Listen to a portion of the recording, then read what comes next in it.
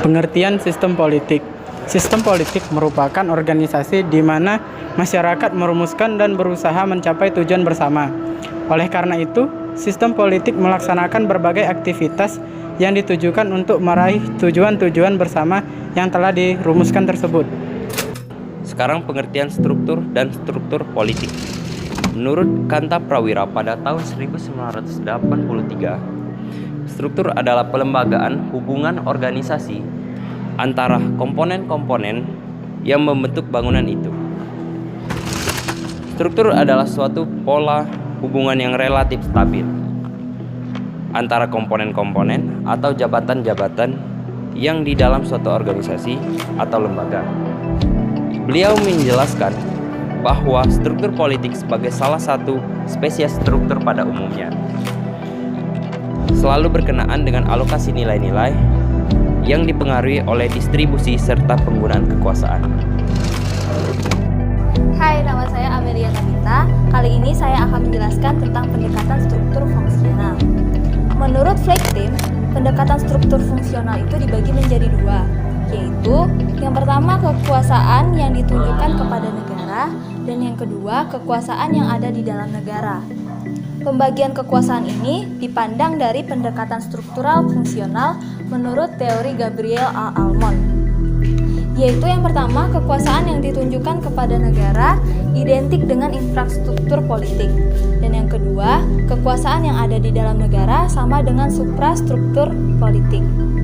Sejalan dengan ini, di dalam buku Sri Sumantri, Robert Dahl mengemukakan bahwa sistem politik adalah suatu sistem hubungan antara manusia yang dilembagakan dengan bermacam-macam badan politik, baik suprastruktur politik maupun infrastruktur politik, serta hubungan antara satu dengan yang lain. Kenalkan, nama saya Anastasia Nurrahmanini akan menjelaskan tentang hubungan kekuasaan atau power dengan pengertian konsep pengaruh atau influence, kekuatan atau force, dan kewibawaan atau authority.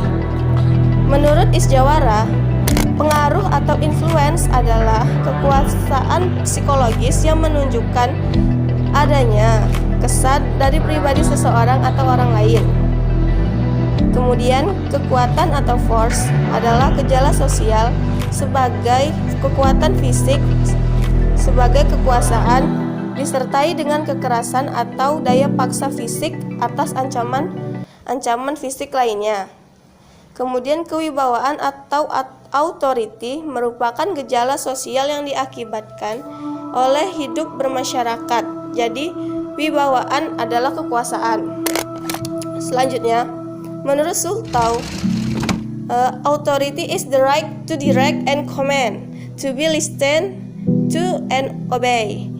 Power is the force that enable one to capable of obedience. Yang artinya otoritas adalah hak untuk mengarahkan dan memerintah, hak untuk didengar dan diturut. Kekuasaan adalah kekuatan yang memungkinkan orang untuk memaksa orang lain tunduk kepadanya. Berdasarkan uraian di atas, jelas tanpa adanya hubungan antara kekuasaan atau power dan kekuatan fisik atau force. Seperti sebagai organisasi tertinggi yang memiliki monopoli kekuasaan yang berhak atau memiliki wewenang atau authority untuk menjalankan paksaan fisik secara legal. Menurut Kamus Besar Bahasa Indonesia, pembagian memiliki pengertian proses menceraikan menjadi beberapa bagian dan atau memecahkan, lalu memberikannya kepada pihak lain.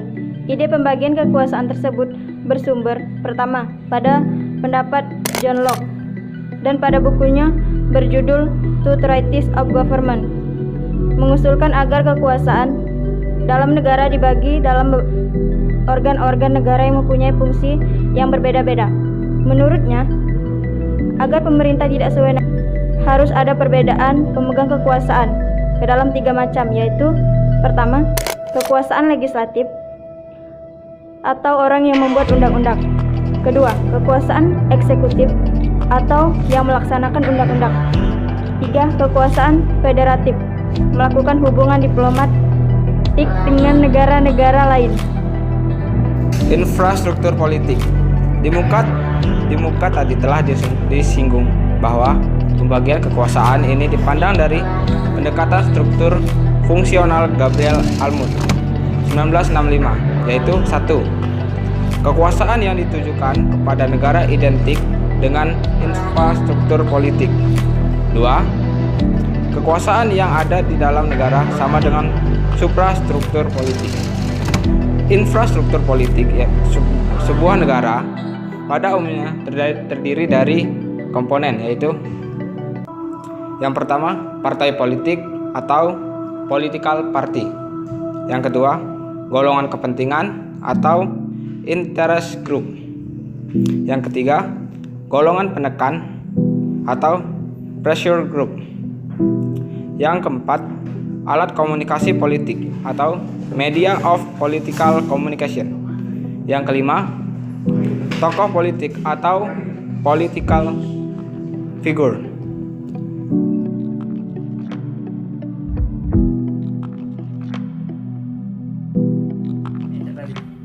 Jadi, pada kesimpulannya, di dalam politik terdapat sebuah struktur dan sistem-sistem yang memiliki perannya masing-masing.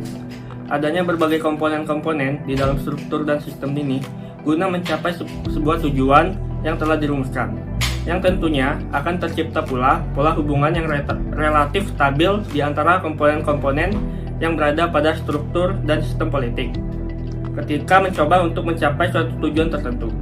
Hal ini dipengaruhi oleh adanya manusia yang memiliki sifat dinamis di dalamnya dan selalu menghendaki segala sesuatu untuk menjadi lebih baik.